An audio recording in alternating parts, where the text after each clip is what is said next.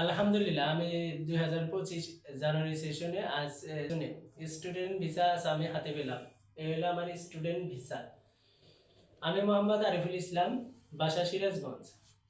আমি 2022 সালে Japanese language শুরু করি এবং মাঝখানে মাঝখানে কিছুদিন পড়ার পড়া বাদ দিয়ে আবার 2023 সালে শুরু করে জুলাই সেশনে অ্যাপ্লাই করি ইথ এডুকেশনের মাধ্যমে।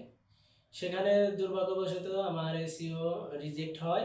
পরবর্তীতে তারা আমাকে বলে যে পরবর্তী সেশনে অ্যাপ্লাই করে দেবে। যাই হোক, পরবর্তী সেশনে তারা যথারীতি অ্যাপ্লাই করে দেয়।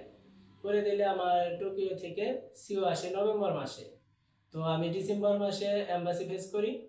এম্বাসি ফেস করার পরে আজকে আমি ভিসা হাতে পেলাম। কেউ যদি জাপানে যেতে চান, ইত্তো এডুকেশনে একবার ভিজিট করুন।